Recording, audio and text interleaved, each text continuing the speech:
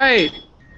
Hello, everyone. Welcome, everyone, to this special event with Philanthropy University. Last fall, we had nearly 200,000 unique learners from around the world join our Wow. online program. And we're very excited to offer our 7 foundational courses once again starting on March 15th.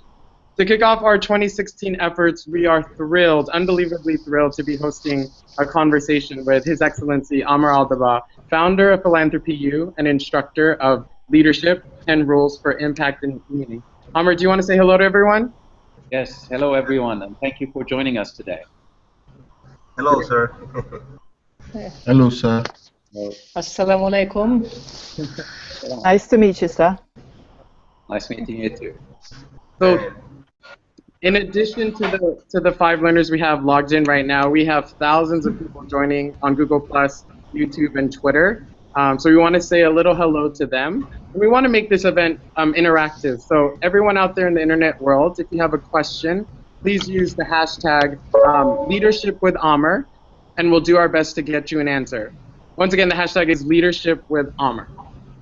So I'm going to just kick it off with the learners. They have been with us since the fall, taking the Philanthropy University course.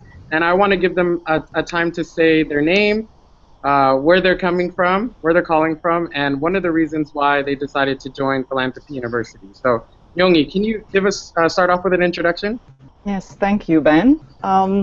Nice to meet you, sir, again, and I'm really grateful for the opportunity of this Google Hangout after the fall session that probably all of us enjoyed and had very fruitful and inspiring moments together. My name is Gyöngyi Hajnal. I am calling in from Hungary. This is a Central European small country. And I am a scientist, basically, but I am running certain initiatives. And they are regional, local, and regional. And I wanted to go global with them. So this is why I decided to join Philanthropy University. I saw the ad, and it promised opportunity for knowledge, and probably for expertise of getting global, how to get global, and probably new friends, fresh vibes coming into my life, how to do it, fresh inspirations, nothing that I have ever expected. And I got fully everything I expected. So thank you very much. Great. Thank you. Eleni, how about you give an intro now?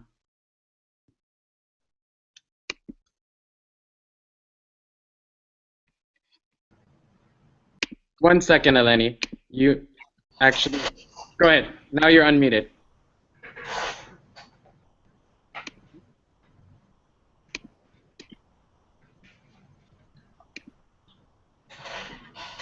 All right, we'll get back to you, Eleni. We're going to figure out your audio. But Deepak, how about we go to you?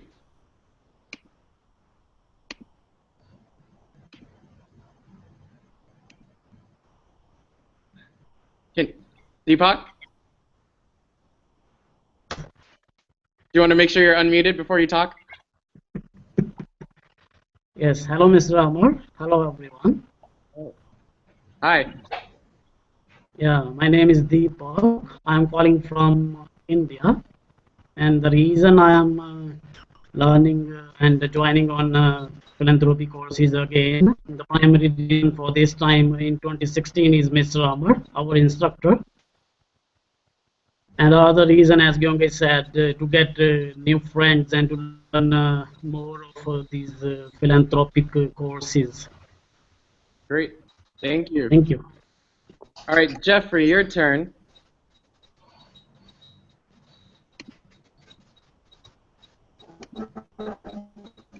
Jeffrey, can you hear us?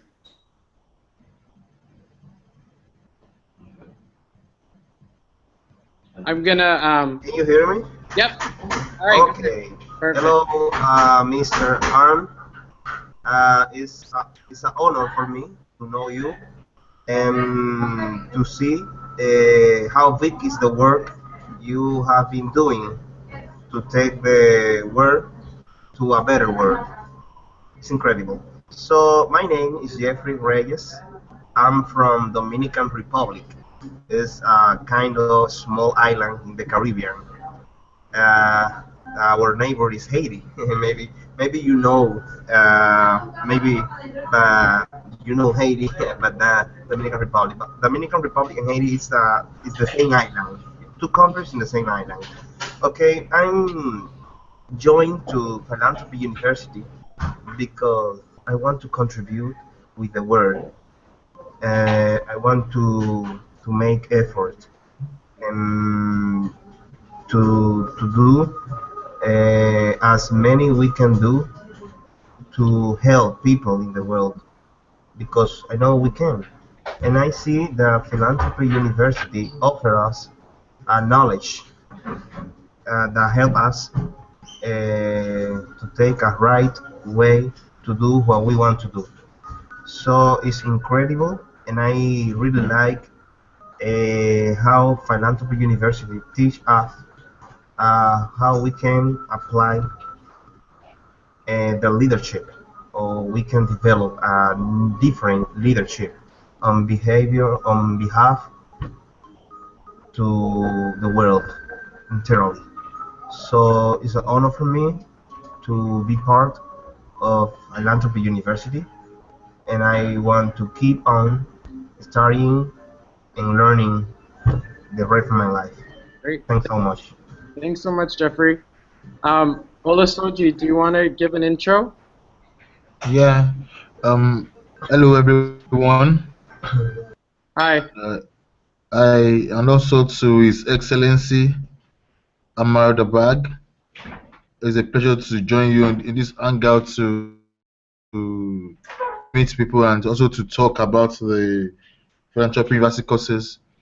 It was indeed one of a great time for me of 2015 having to participate in the Philanthropy University courses because I was able to learn new things and new ways of doing things.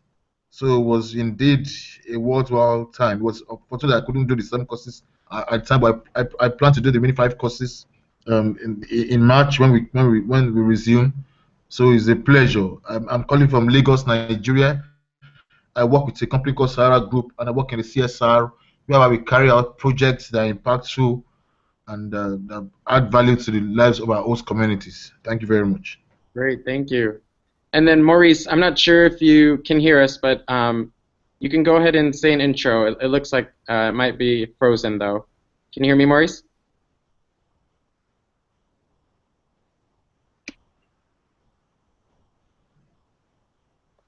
And then Eleni, were you able to fix your audio before we started?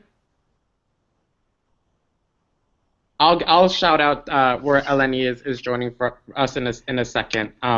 But thank you again to all the learners for joining in. Very excited to have this conversation with Amr today. So why don't we just jump right into the first question, if that's okay with you, Amr. Many of our learners are in the process of starting or running their own game-changing initiatives. So they're all curious, how did you come up with the idea of Philanthropy University, and what were the key activities that brought it to fruition? Philanthropy University is a spun-off of the STARS Impact Awards. The STARS Impact Awards was designed originally by PwC, an auditing and a consultancy firm. It is designed to target NGOs, the stars of the NGOs operating in countries with the highest under 5 mortality rate as defined by UNICEF, 100 countries. And the winners of the STARS Impact Awards are operating normally in the disadvantaged children's space in areas such as protection, education, health, and water, sanitation, hygiene. And we provide them with 3 products: unrestricted funding, capacity building through training, and brand equity enhancement through PR and communication.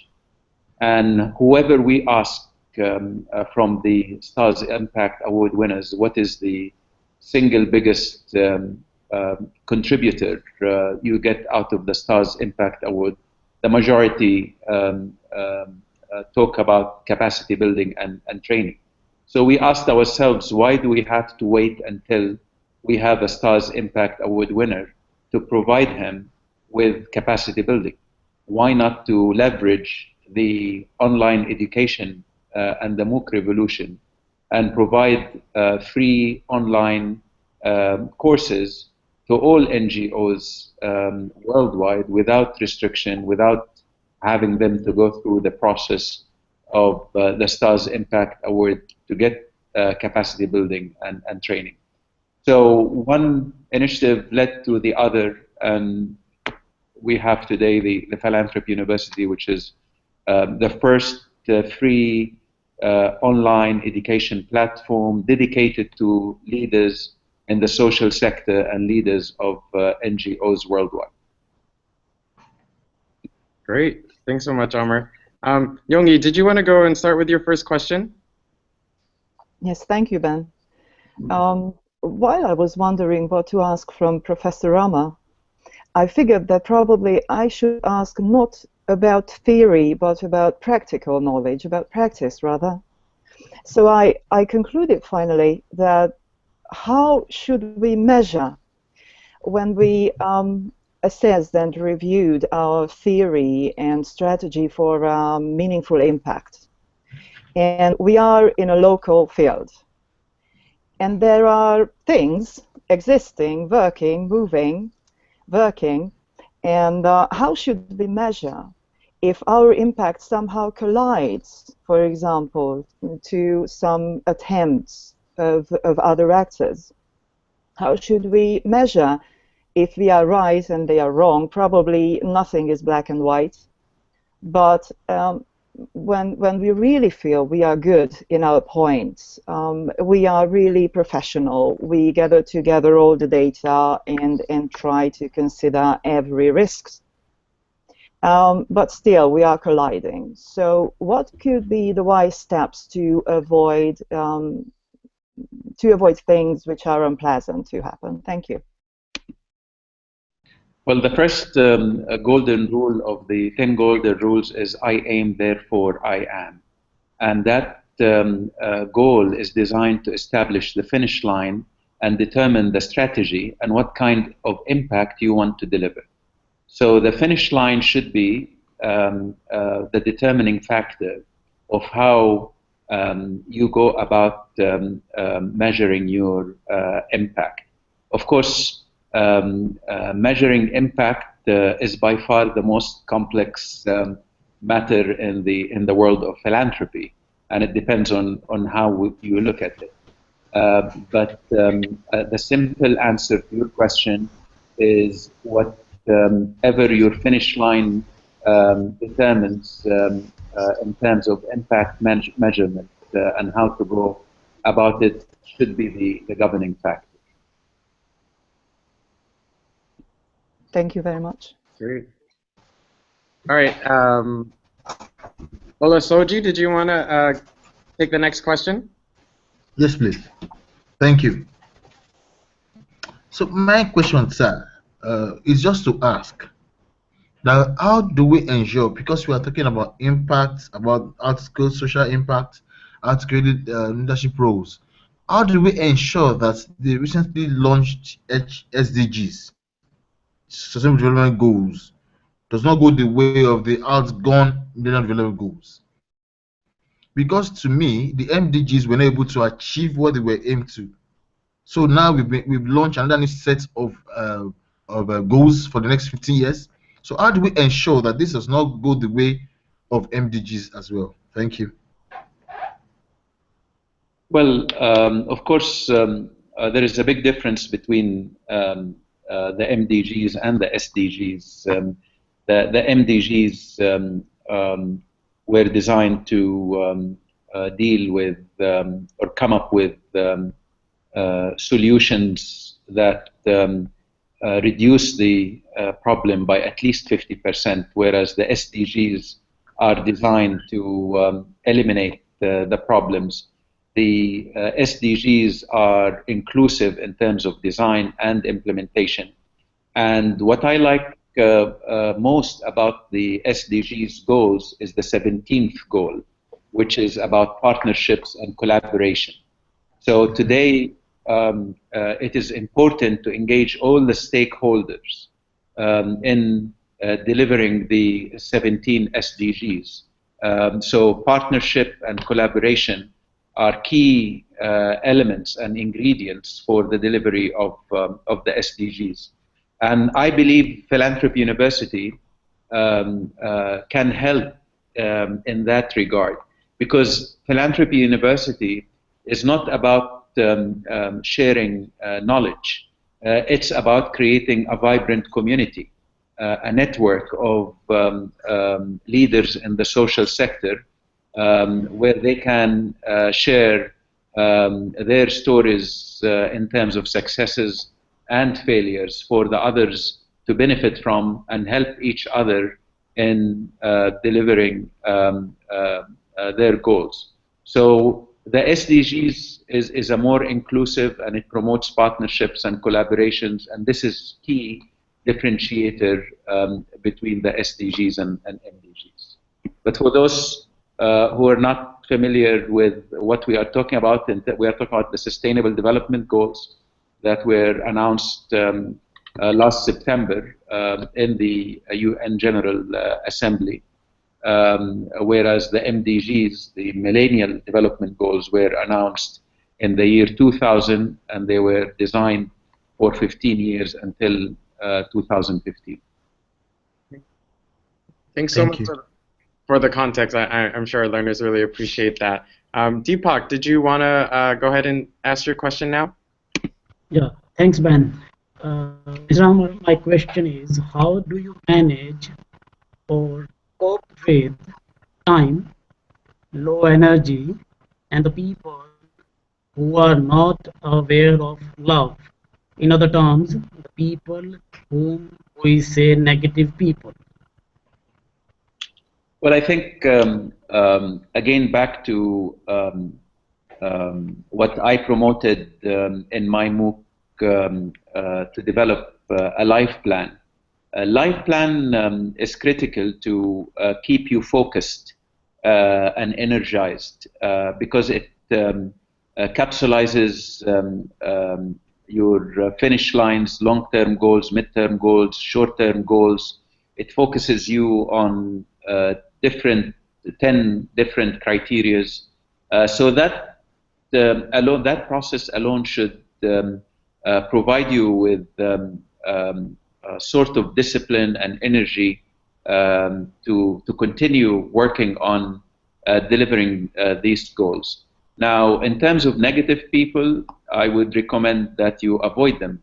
You don't have them as part of the process. You should surround yourself with energetic, positive, and uplifting people, because the impact of the environment is so critical for achieving your goals.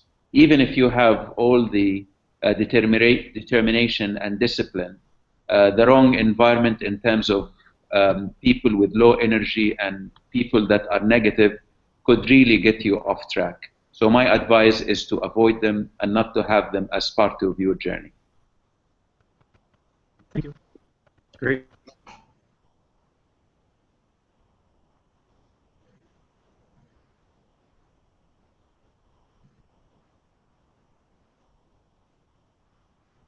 Yeah.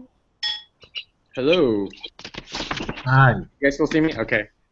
Thanks so much, Amr. As a follow-up to that, we actually have a learner calling in from Kenya, or tweeting in from Kenya, to sort of ask, he's been a fan of the life plan and struggles with the sort of accountability piece. So are there like best practices or techniques that you can sort of force yourself to get all the things done that you have in your ambitious plan? Well, the life goal is designed to help you reach your limits and push the envelope. So it is designed to provide you with a balanced approach to life and an impactful approach to life. It addresses 10 different criteria, and you need to establish life goals for each criteria, midterm goals for each criteria, and annual goals. And you need to keep on refreshing your life plan on an annual basis. But what is more important is to break down the annual goals to quarterly goals and provide yourself with a way to measure how much you have achieved. So I like to use the traffic light system. At the end of each quarter, look at your quarterly goals that are coming out of your annual goals, that are coming out of your 2020 goals, that are coming out of your life goals. If you are on track, give yourself a green. If you are 50% on track, give yourself an orange. And if you are totally off track, then give yourself red. And at the end of the day, see how much red you have achieved and how much orange and how much green. If you are green 60, 70%, that means that you are all in all on track and doing well. So I think the traffic light system keeps you focused and it disciplines you to a certain extent. And it's okay if you miss goals. It's not the end of the world. And it's okay to fail in delivering certain goals. No one will sue you. It is your own life plan. The most important thing is to have yourself focused on what you need to do to have an impactful and balanced life. What you need to do in each and every one of the 10 criteria. And it is critical that you monitor progress and performance through the traffic light system. Great. Great. Thanks so much, Omar. That's super helpful. Jeffrey, how about you go next? Okay, hello. We can hear you. Okay, you can hear me? Yep. Okay, hello again, Mr. Al-Dabbagh. So my question is the only premiership. I haven't seen. I have seen that you describe entrepreneurship in different way. And it means that we can apply entrepreneurship in the family, at work, in our office, in any area that we are living. So, but this is the question: how we can apply the entrepreneurship if we are running as a politics or politicians? I don't know. In the case that the politician system, I see that work against a little bit, I don't know, to the values and principles that you taught us in the 10 golden rules for impact and meaning. Great, thanks so much, Jeffrey. So, Amr, it sounds like Jeffrey is curious about how omnipreneurship, which maybe you could define for folks who haven't taken your class, can also be applied to the political world. Well, omnipreneurship is an inclusive approach where you can apply preneurship to all aspects of life, whether you are in public service, in business, in family, in philanthropy. It is about challenging the status quo and coming up with solutions that are of game-changing nature, that are scalable, sustainable, impactful. So no matter where you are, you should not accept that things cannot be done. You need to, as I said, challenge the status quo and try to come up with a formula that would help you in delivering your goals with the highest impact, the goals that are scalable and sustainable. So you need to free yourself from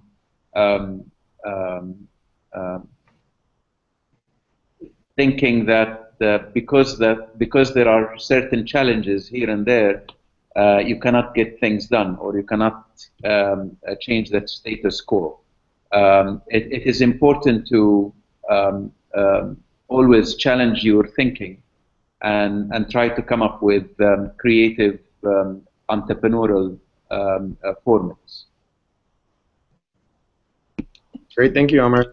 Eleni, just wanted to double check to see if you're able to ask your question. Can you hear us?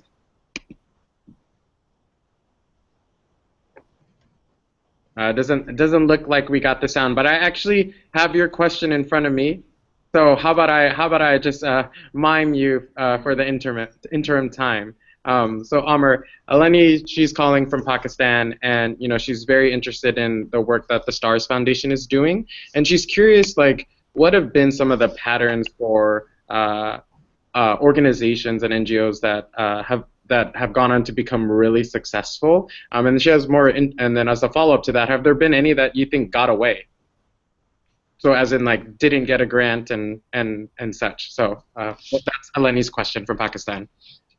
Of course, we pick the stars of the NGOs. So thousands and thousands of NGOs could not make it to the finish line. We encourage other winners to provide other NGOs in their communities with a hand-holding service, helping them to reach the finish line and win the STARS Impact Award. But what we are really looking for is NGOs that have great programs that are generating impact, a measurable impact. We look at leadership and governance. We look at finance and sustainability. We look at human resources management, and we look at inclusiveness and collaboration. These are the key criteria we look at, and we select the stars of the NGOs. Great. I think, yeah, the name is super appropriate. So we have another question from Twitter. This one's from the Philippines. How best can one introduce change in a large organization which has various departments, goals, and branches around the world? Well, again, back to the 10 golden rules, starting with I aim, therefore I am, establishing the finish line for that organization. Then moving to the golden rule of design organically, meaning looking at the optimal core competences needed to deliver that finish line, and whether the organization has these core competences or not. And then moving to the golden rule of the greatest among you, whether you have adequate human resources in that organization to deliver that finish line, and what kind of DNA you need to establish, and what kind of talents you need to attract to deliver that kind of finish line. And ideally, you pilot. If you are talking about a global organization, as I understood from the question, with branches in different regions or countries, ideally you pilot on one branch or one region, and then if it works, make it contagious, roll it over throughout the rest of the organization. But again, you need to apply the 10 golden rules, starting with the I aim, therefore I am, and ending with the next big thing, where you apply 5 criteria to enhance your impact. Whatever you do need to be, as I said earlier, scalable, sustainable, impactful, of game-changing nature, and cost-effective. Yep, great. Yeah, and I think this conversation is so exciting because Philanthropy University's strengths really speak to this opportunity, and that you're talking about this framework, and right after this call, all of the learners out there can take your course and go through the golden rules themselves. So there's really this magical opportunity that's happening. So I'm sure the learners are all appreciative. Yongi, I know you had a second question, so we have some time.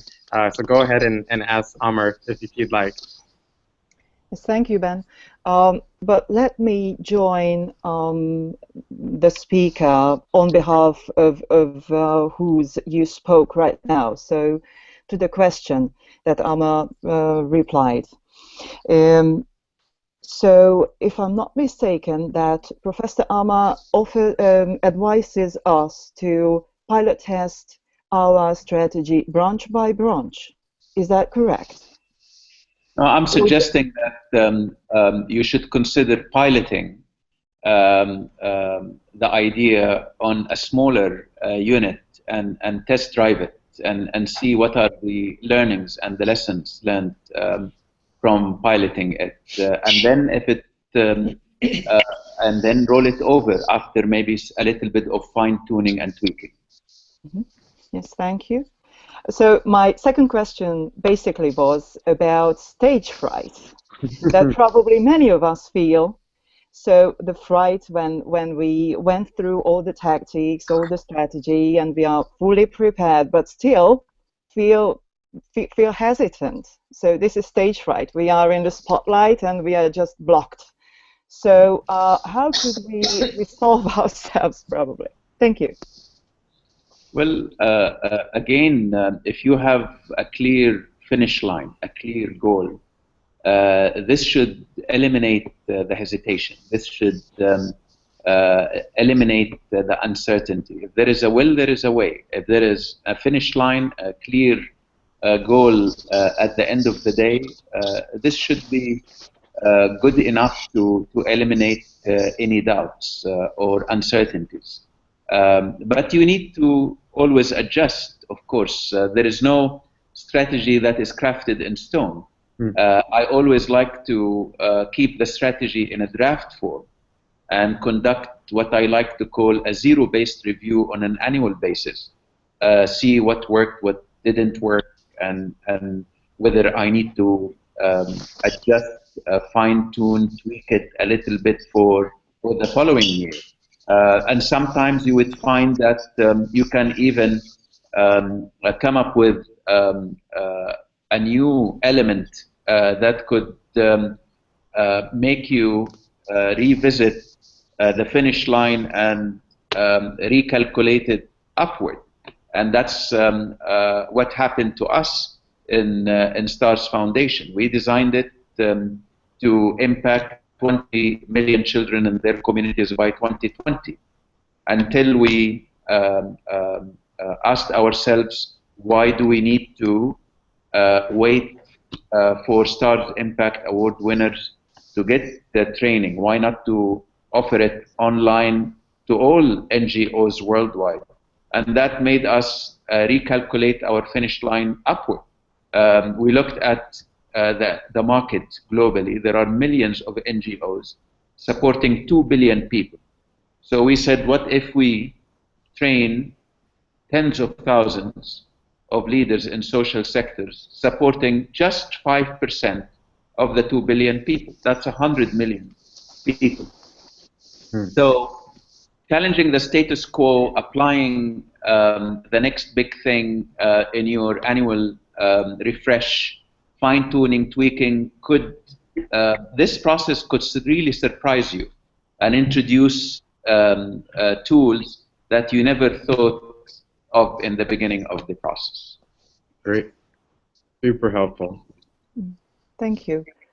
So if I understood you correctly, Professor, that there is a very strong reason why you indicated a column in the life plan draft for spirituality. That probably is a helping hand for all of us to get prepared for everything that we are doing emotionally, ourselves. Thank you. Yes.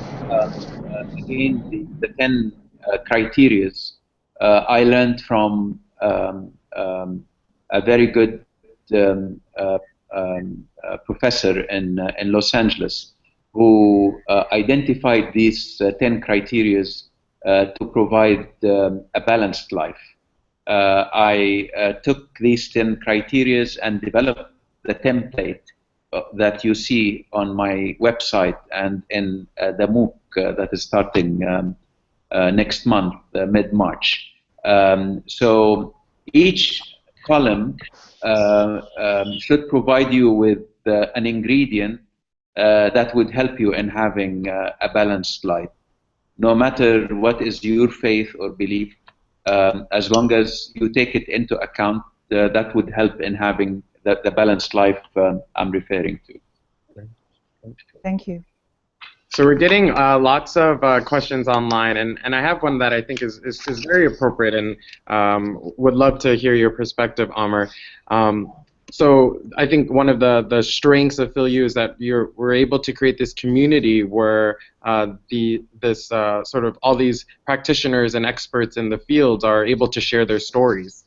So one of the stories someone is curious on Twitter is, can you share a moment of doubt you've experienced in your life? So professional, personal, whatever you feel comfortable sharing, and how you worked through it. And I think they're hoping to get a little inspiration from some of the stories you're able to share.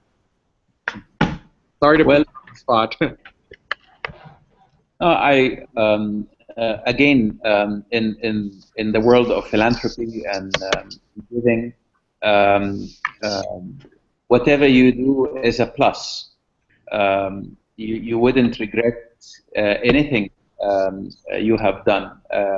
We are all trying to contribute positively, and really whatever we do is a plus. So I'm motivated by the finish lines. I'm motivated by the impact that my work can generate. That's what keeps me working, and that's what disciplines me. Keeps me on the track. Great, great. So anyone joining us live, do you guys have any other questions you'd like to ask? I know we all got one each. So go ahead and. Yep. Oh, great. Thanks, Deepak. I have. Hello. Yep, we can hear you just fine. Okay. Could you share with us a moment of doubt you have experienced in your life? I think there might. And how you worked through it. Sounds like. Deepak, I think we might have just answered that one. I'm not sure, Amr, if you wanted to elaborate. It's up to you. No, I think I have covered the question in my earlier answer. Yeah, I think we might have had a technical glitch. Any other questions from the group? Hello. Yep. Yeah, I just want to ask. I'm being curious. When the courses were launched in September last year, in August, so how was your reaction when you saw the amount of people that showed interest? Because you said it was over 200,000 applicants that took part, learners that took part in the courses online. I know it was free, but at the same time it was very, very impactful. So what was your how did you feel that, wow, this amount of people are ready to learn? Great question. Well, I felt great. I was over the moon. That was, a great moment. We were expecting in the first cycle, at best, to secure a few thousand enrollment. In the first 5 weeks, we ended up with 400,000 enrollments from 180 countries, 50 languages, and 50% are millennials between the age of 24 and 34, and big percentage met our targeted profile. So that got us so excited and confirmed that there is a desperate need for our type of courses and for our which is not about sharing knowledge and receiving lectures from practitioners and professors. It's also about joining a vibrant community. Each graduate gets an e-badge for UC Berkeley, has alumni community. And we have great incentives for those who complete the courses. Like if you complete all the foundation curriculum courses, you get a certificate of leadership in social sector from UC Berkeley has. So, when we put these incentives, we thought that we'll be happy if we secure 2,000, but the scale we secured in the first few weeks was not expected at all, and that was a great booster for us to do more. And we are determined not only to run the foundational curriculum MOOCs again, but also to gradually expand the offering in terms of content and in terms of languages as we go. Great. Thank you. I think that perspective and hearing about the excitement of the fall launch and your response as founder is sort of very eye-opening and sort of this experience that a lot of learners I think can really benefit from. So we're actually nearing the end of our time. So I just wanted to give a big thank you to all of the learners who are joining right now. You all are doing tremendous work, and it's been inspiring to sort of see your stories on all of the different courses, and we'll continue to certainly be your fans. And to Amr, thank you for not only taking the time to share such rich anecdotes and sage advice, but also for pioneering this entire effort and giving as you said, an opportunity for 400,000 individuals or to sort of join in this space. So I wanted to leave some time for you to say any closing remarks or advice you have for social leaders out there. I know it's a tough industry. So any words of inspiration as you part from our Google Hangout? Well, I would like to start by thanking all the participants for investing some of their valuable time in joining Philanthropy University and learning from the instructors. So a big thank you on behalf of my fellow instructors, on behalf of our partners, UC Berkeley Haas, and our technology partners, Novo Ed. We really thank you for making Philanthropy University a big success. And we would like to thank you also for contributing to making the world a better world. And one